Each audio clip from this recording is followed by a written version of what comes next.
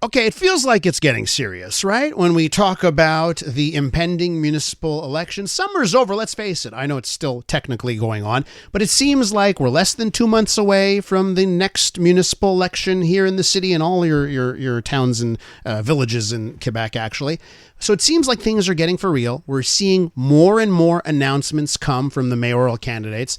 We had Luc Rabouin on the program last week. He was telling us about his promise for reduced fare public transit for low-income Montrealers.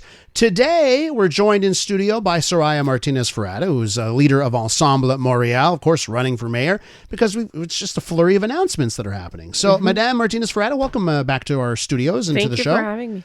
Today, we're talking about food trucks. Yes. Okay. This is one of your announcements, is an extension of food trucks in the city. But I guess what I have to ask is, haven't we done this before? Like I remember, and this is now it seems a long time ago, there was a big announcement. I think it was Coderre. I'm trying to remember who it was. Said, yeah, we're bringing food trucks to the city. And then I know people who ran these food trucks, and all they said was red tape, bureaucracy, extra rules, I can't make any money, or in order to make money, I have to charge $30 for a sandwich. So what's different about your promise than previous promises that we've had before?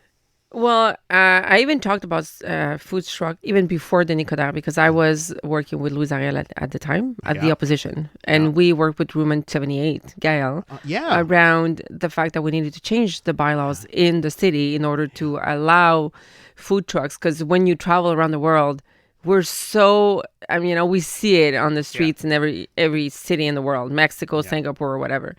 And I feel that we need at some point to get there. And right now, there's only 5 boroughs out of 19 that are allow the food trucks to be in their place. And I live in the east end of Montreal. The gastronomy there is very, very limited in terms of the offer that you can have. Food trucks is a way. Food trucks today in Montreal, it's more than hot dogs and hamburgers. We have this very culinary experience that we can have at the tip of your fingers. And I think, to your point, bureaucracy has killed a good table. But I also think it probably has to do with lobbying. And I wonder if you're going to have to deal with some of this because I know people who aren't a fan of food trucks say, you know what, Montreal is like one of the highest per capita ratios of restaurants. If you put food trucks on the street and you let them go everywhere, well, it's going to hurt the businesses that have to pay for rent and pay for all of these other things. So I imagine there's going to be some lobby group that's going to ruin this idea eventually. Well, you know what? The consultation and the group that we asked to put in place exists in terms of Quebec, but doesn't exist for the city of Montreal. And of course, you don't want to put an ice cream truck in front of an ice cream merchant. Of course, people understand that, and that's not what we're saying. Food trucks on the street, it's a way of, it's in our DNA. It's like the people we are in Montreal. We're welcoming. We want to have fun. We want to have this vibrant city. And it goes through having food trucks that are leveraged for culture activities, economic activities, and you do it in a way that you're not going to hurt merchants. It's actually an attraction. So how are you going to do it? Like, what's your vision? I've heard complaints about the price to pay for permits and all that kind of stuff. How do you get to your promise? I think you have to support the boroughs in a way to identify where these food trucks can go. We can work with the local Société de Développement Commercial, the local merchants. I think there's a way to do it, and again, taking away the bureaucracy around it. That's the main focus. In the mayor of the plateau, which is Luc Rabouin, food trucks have asked to go to the plateau, and they have always refused. And I think we can make it work. We can make both of them work. In New York, you have food trucks everywhere. The gastronomy is we're not killing it. We're actually bringing more people together and, So it would be 19 out of 19 boroughs if you had your way? Well, if I have my way, yes, I think if we can give access to all Montrealers to have this vibrant offer of gastronomy and good cuisine, why not? Okay, so there's the food truck portion of the discussion this morning. I want to get to one story with you if I can. There's a story out in the Montreal Gazette this morning. It's called How to Speak to an Anglo. Montreal gives city workers a language manual full of rules. And it goes into some of the onerous stuff that is a result of Bill 96. On dealing with requests in English. I think our listeners would actually love to know your thoughts on how the city of Montreal, under you, with you as mayor, would approach a common occurrence, which is an Anglo who calls up 301 or an Anglo that goes to the local Bureau Accès Montreal office and just wants some information in English. Well, what is your guiding light? How do you think the city should handle this? Well, for one, having a manual is a bit treating people as kids, right? I mean, I think it's terrible. I think we have a very vibrant Anglophone community in Montreal. I think the Anglophone community understands that Montreal is a Francophone city, one of the fewest, biggest ones in North America, and we can cohabitate in the space. I don't think we need a manual to know how to talk to the Anglophone community in the city. And of course, I know the Anglophone community wants to have access to services in English and wants to know how to address a permit request in English. And I think, if we can find a way to do that, we should. But we are first language of a city in the charter, it's Francophone.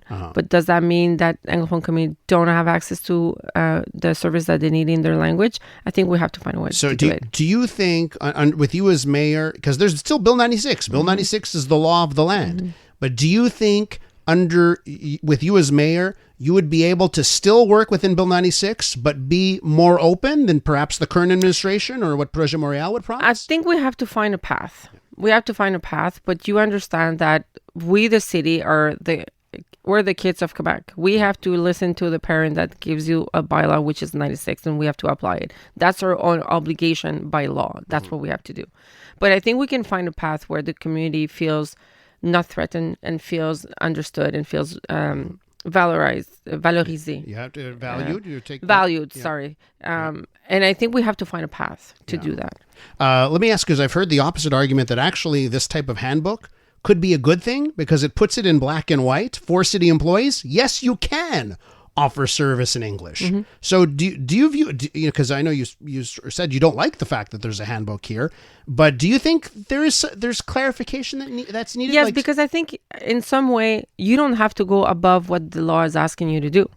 So if you can find a path where you can give the services in English when people are asking for that, and it doesn't contravene to the law that we have to do for what Quebec's asking, we should do it.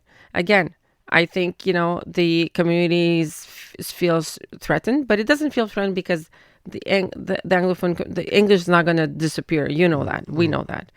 But they want to feel valued and they want to feel that they're part of the city. Can I just ask you, because, we're less than 2 months away from the election. Yeah. Sort of seems like everyone's playing nice. I get a little announcement from Luc Rabouin. I get a little announcement from yourself. Today it's on fruit trucks. Tomorrow it may be something else. When do you think it gets, I don't know, contentious? Like, when do you think the mudslinging starts, or that it's really going to start to feel like, oh, we're in an election? Well, I don't think citizens, that's what they don't want. I don't think citizens want us to be on the ring and fighting with Fitz. I don't think that's the idea. I think there's contrast, very clear contrast between me and Luc Rabouin. Kamel is a very, very good example of that. He postponed the closure. I'm telling you, I'm not going to close it down. So there's a big difference between what he's proposing and what I'm proposing. So I think the idea of having those contrasts more seen and more obvious will make a good choice for the citizens to know who they want to get their votes to. Looking forward to the next couple of months. Soraya Martinez Ferrada, leader of Ensemble Montreal. Merci beaucoup. Come back real soon. Merci. Thank you.